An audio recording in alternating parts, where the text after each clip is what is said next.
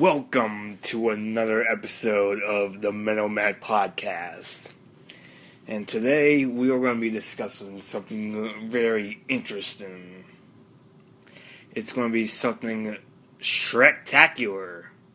Alright. Anyway, we are going to be discussing the Shrek series, and that ought to be interesting to say the least. But before we do that, I just want to give a couple shout-outs. First, I want to give a shout-out to my very best friend, Spanky and G. They just released a new episode of their podcast, Movie Mayhem, and it's on Rise of the Guardians. And I've never actually seen that movie, but I have heard good things about it, so maybe I might check it out. Anyway, another great episode of a great podcast. Definitely check it out. They're really great. I also want to give another shout-out to the best site on the internet, Chucky's Playground. Just a great place to be. We have all kinds of fascinating conversations there. Just really, really great people and great kind of stuff, you know. Just a great site to be a part of. I can't say enough good things about it. It is awesome. So definitely check us out.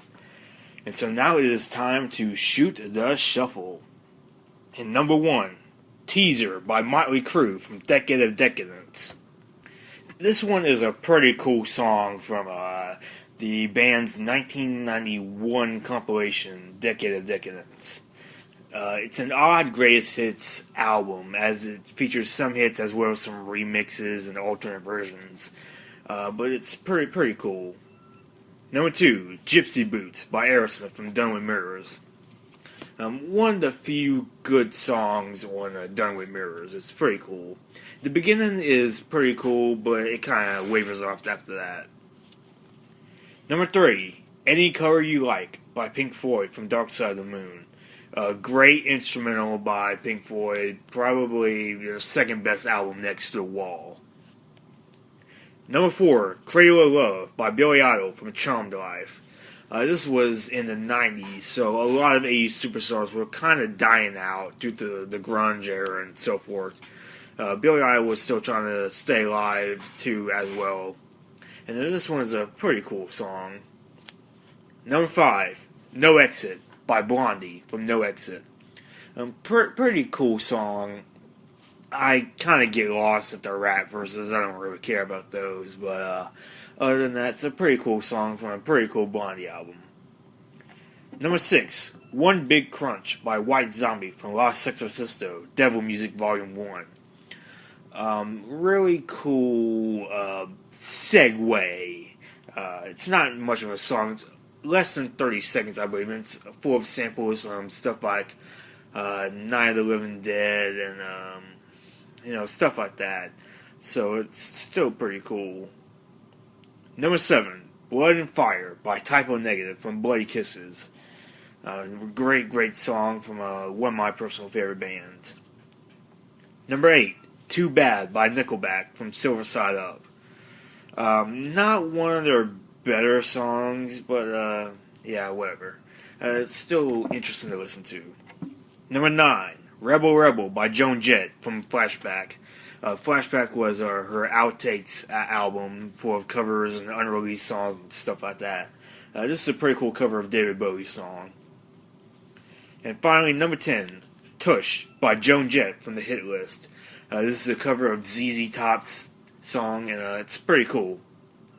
So now Shoot the Shuffle is over, and now it is time to talk about Shrek. And we'll go ahead and start with the first one, and the first one is, I wouldn't say it's a great movie, but I do like it. The plot revolves around a green ogre named Shrek, who's probably like the most feared creature in the land, and he loves to scare villagers, just have fun doing that, you know. And the film starts off with that friggin' annoying song All Star by Smash Mouth. God, I hate that song. Anyway, and then like, okay, I'm trying to think here. There's a character named Lord Farquaad, played by John Lithgow, and he hates fairy tale creatures, so he banishes them, and they're exiled to the swamp. And Shrek meets a talking donkey voiced by Eddie Murphy, and he plays a talking donkey named Donkey. And they decide to go along because Donkey is the only creature who knows the way to Duloc, where Lord Farquaad is. I'm not even sure what his title is. I guess he's a lord, I guess. It's like a palace in Duloc. So yeah, they go to the castle in Duloc, and Lord Farquaad challenges all his soldiers to take down the ogre and the donkey. And this is a really cool scene because Joan Jett's bad reputation plays in the background. That automatically makes this the best scene in the entire movie. And Shrek and Donkey, they beat all the knights. They win the tournament, and he makes a deal with Farquaad in that if Shrek and Donkey get Fiona to him, then he'll give him back his swamp, and he'll move all the fairy tale creatures to somewhere else. So Shrek and Donkey move to. They go to the dungeon, the Dragon's Keep.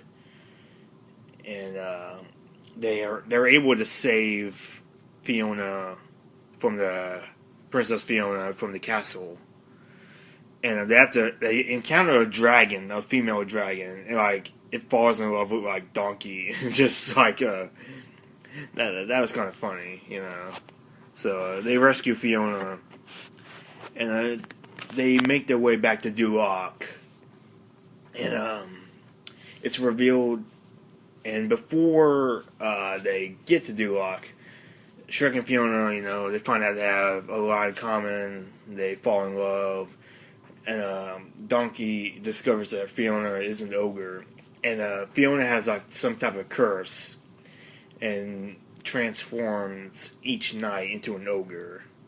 And True Love's first kiss will return her to love's true form. And so this whole misunderstanding thing happens. Fiona goes to Lord Farquaad. And Shrek and Donkey decide to, what's the word I'm looking for? I can't remember the word. But they decide to invade the wedding. That's what I was looking for. And because Shrek finds out that he does love Fiona. So they interrupt the wedding. And her curse is broken when she kisses Shrek. And just overall, and Farquaad's eaten by the dragon. So, yeah. Overall, Shrek it's okay. One thing I need to mention, there's all kinds of fairy tale creatures in here. And then there's a scene with Monsieur Hood, a.k.a. Robin Hood. It was never clear to me why this was, why they called him Monsieur Hood when he's so clearly Robin Hood. But, anyway. And, so yeah, Shrek it's pretty good. I wouldn't say it's good, even. I like it fine. It's not the best Shrek film in the series, but it's still pretty good. Donkey is really funny in this one. And Lord Farquaad, he is kind of an over-the-top villain, but, you kind of expect that. So overall, it's pretty good. I wouldn't say good, but I like it fine. It's an okay movie. It's kind of funny and just really cool kind of movie. And I can see why everyone just likes it so much. It's pretty cool. But there really isn't a lot to say about the first movie, Just really cool. And so it's a bit funny here and there, you know. So really, I think the first Shrek one is okay. And so now we move on to Shrek 2. And it's kind of always a gamble with sequels because sequels are just kind of a gamble because they can either be worse than the first film, just as good as the first film, or even better than the first film. And this one is better than the first film. Like, this is probably like the best Shrek movie in the series. Like, this is just a great sequel and a great movie by itself as well. And the film starts out with kind of a montage of movie parodies when Shrek and Fiona are on their honeymoon, and it's set to the Counting Crows' "Accidentally in Love," which is a really good pop rock song. And then they come back, and they're invited to a royal ball that's being thrown by Fiona's parents to celebrate the marriage. And the two, along with Donkey, go to the kingdom of far, far away, which is very strangely like Hollywood.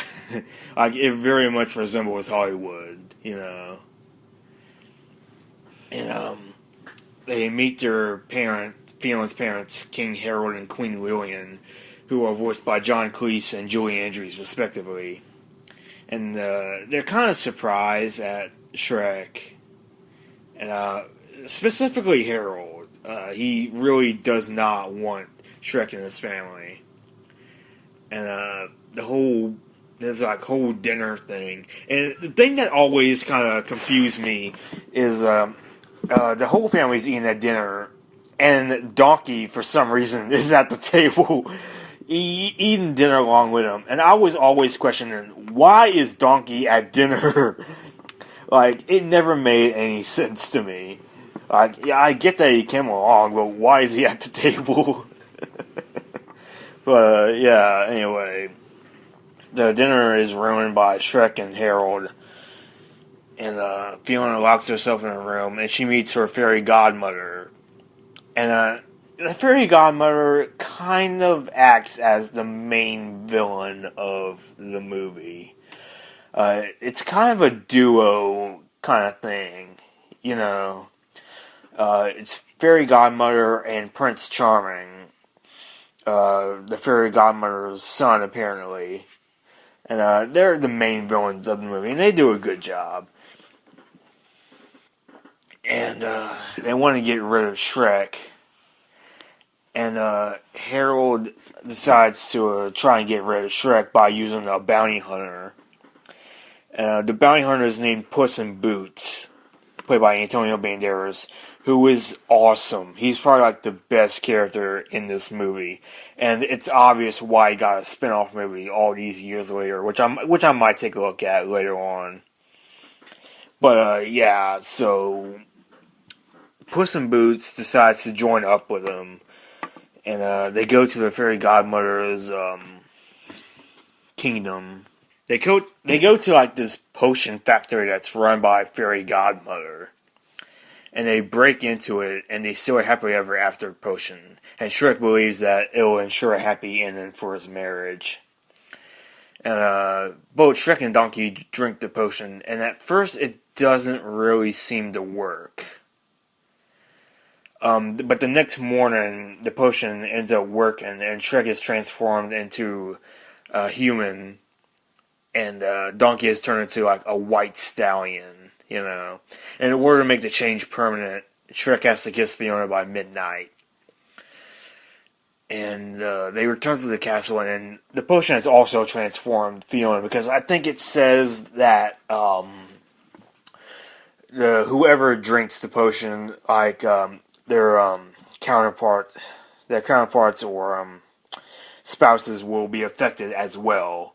So Fiona turns back into a human, and the fairy godmother and Prince Charming find out about this, and they use it to their advantage. And they trick Fiona into thinking that Shrek is transformed into Prince Charming.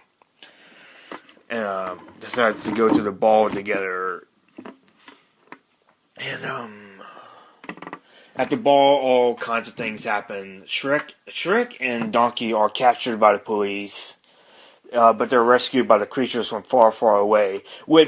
And the thing about it is that the creatures, the fairy tale creatures, are in Shrek's house watching all of this go down, and they get there in like record time.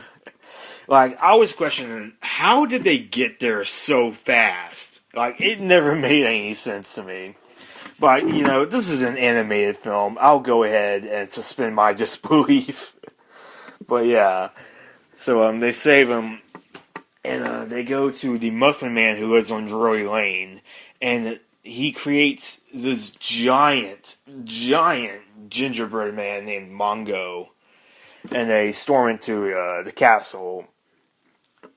And just a lot of stuff just goes down. Just a really cool scene. And the background music is Holding Out for a Hero, and the Fairy Godmothers perform this for some reason. And let's see here. And the Fairy Godmother tries to kill Harold. But it doesn't work. It bounces off like he's wearing some type of shield, like his armor, and it vanquishes the Fairy Godmother. And it also reverts Harold to his true form, the Frog Prince, which I thought was a really cool. I thought that was a really cool kind of twist on things, and that was pretty clever. And Harold apologizes to Shrek and Fiona, and he's realized that they do love each other. And so it ends like that. And in a post-credit sequence, it's revealed that Donkey and Dragon, who we married in the first film, they've had babies, dronkies, a hybrid of donkeys and dragons.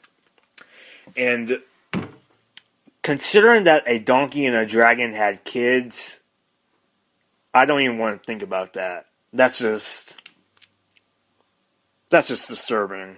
It really is disturbing. But yeah. So, but anyway, overall, Shrek 2 is an amazing movie. It's an amazing sequel. Just a great movie. Like all the performances are great as always. And like, there's a lot of great references in this one. Like, at the beginning where the band is playing like this tune, like the band stops, but then the person who does the trumpet, he goes and it's the theme to Hawaii 5-0, and I was like mixed on that because yeah, I thought it was really funny. Like, it was just out of nowhere. But it was also like, how many kids are going to get a reference to Hawaii 5-0? But, yeah, still, it's really funny. And Puss in Boots is basically Zorro. And that's really cool. And Donkey says, I'm melting when it starts to rain. That's pretty funny as well. And there's also a scene in which Puss in Boots is first attacking Shrek when they first meet him. And the cat kind of crawls through his clothes, and then it just bursts out the front of his shirt. And it's obviously a reference to the chest burster scene from Alien. As a horror fan, I really appreciated that. It was really funny. So overall, Shrek 2 is just an amazing movie. And just Shrek 2 is just an amazing movie. If you haven't seen it, definitely check it out. It's great stuff. And so now we move on to Shrek the Third. And this one I'm kind of mixed about. Because I kind of like this movie, but at the same time, it's really just a step back from the second one. It's not as good as the second one, but it can still be pretty funny. And the plot revolves around the King Harold dies, and he wants Shrek to be the heir to the throne. Unfortunately, Shrek doesn't want to be king. He says that there's another heir to the throne, Fiona's cousin, Arthur Pendragon, who's voiced by Justin Timberlake. They go to the school where he's at, and Arthur he's kind of a nerd, kind of underachiever. He's picked on by everyone, and just the character of Artie, he can be pretty funny. Like Justin Timberlake can be pretty funny. I do like Justin Timberlake, so he's pretty cool. And he gets a lot of laughs. There's one scene in here where he's like talking to the entire school, and he's just making like this speech, and he's like, "And so, people, I hope you enjoy your stay in prison while I rule the free world, baby." And Shrek's like, "All right, don't overdo it." And Artie's like, "I'm building my city, people, on rock and roll." Shrek's like, "You just overdid it." That's a pretty funny scene. And they go to Merlin, a former teacher of Artie's, and he's voiced by Eric Idle, so automatically he's funny. And I don't know, he's like a former teacher. I can't remember the line off the top of my head, but Artie said that he got fired because he had a nervous breakdown. But Merlin's like, I like to refer to it as like a level 7 fatigue or something like that. And it's just like, that's pretty funny.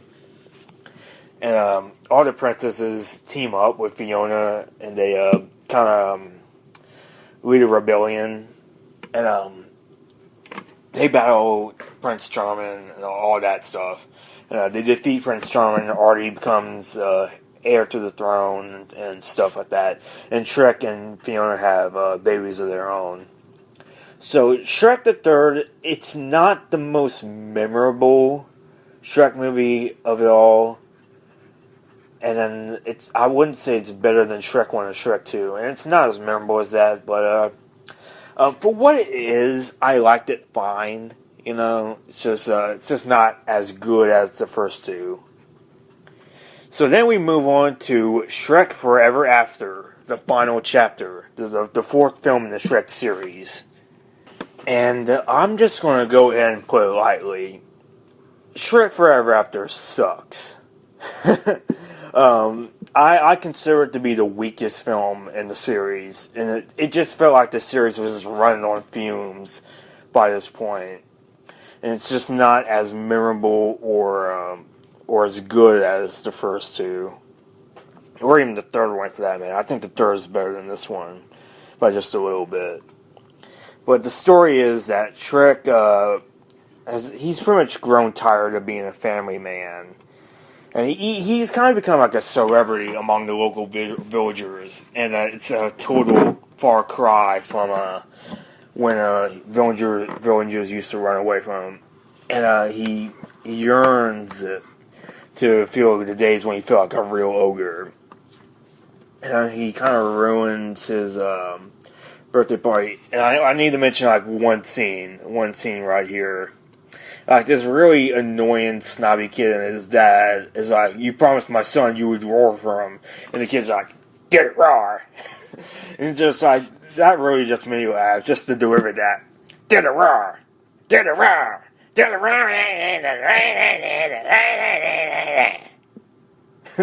But anyway, that's a pretty good part, pretty funny, and he kind of ruins the whole birthday party. And walking away from the birthday party, he comes across a creature named Rumpelstiltskin, and it's explained in the prologue that the king and queen were going to sign away the rights to Far, Far Away to him. In exchange for releasing Fiona from the tower and breaking Fiona's curse. But it turns out that this was happening during the first film, and it happens as Shrek saves Fiona from the tower.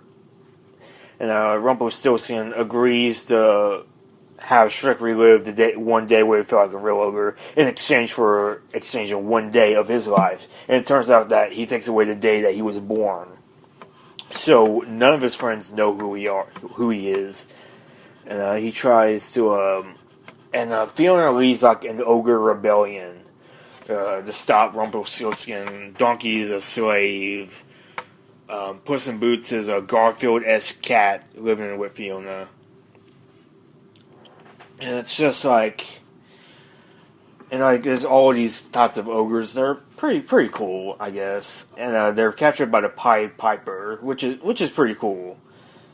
And they stop Rumpelstiltskin, who I just want to say right now, Rumpelstiltskin is probably the weakest villain in the Shrek series. He wasn't cool. He wasn't great. He was just really annoying. I just really did not like that character. So, Shrek, everybody stops Rumpelstiltskin. Shrek and Fiona fall in love, and the contract can only be broken if Fiona and Shrek kiss before sunset. For sunrise, really. But, Fiona and Shrek kiss, and, they void the contract, and it restores Shrek to the world just before he lashes out at the party. And, Shrek finally appreciates what he's got in life, and so on and so forth. And that's it. And that's basically Shrek Forever After. He lives happily ever after, so on and so forth. And Shrek Forever After is probably the most forgettable of the series. Like, I actually just watched it, like, last night, and already I can barely remember what happened. Which is not a good thing, you know. I mean, it's just really forgettable. It's not that great. I'd consider it the weakest film in the Shrek series. It's just not that great of a movie. You know, and I was really looking forward to watching it, because it was the only... Before I decided to do this podcast, I had seen the first three. I never saw Shrek Forever After, so I was kind of looking forward to it. But and I was liking it at the beginning, but by the middle of the film, it just lost me. So I just didn't like it. So yeah, overall, the Shrek series is it's a pretty solid series. The first one is pretty good, decent. You know, the second one is amazing, fantastic, awesome. The third one is okay. The fourth one is just not that great. And the fourth one's not terrible by any means. It's just really forgettable, and it's just... It sucks. Like, it really does. The fourth one is the worst in the series. It's not terrible, but it's not great either. So yeah, I do like the Shrek series for what it is, you know. So it's pretty cool. Cool. So that's it for this series. Or that's it for the Shrek series for this episode. Hope you enjoyed listening. And hope you enjoyed this episode. And when we come back on Wednesday, I'll be talking about a personal favorite musical artist of mine. And I'll be doing a Lisa Marie Presley retrospective. So that should be really interesting. And I'll see you then.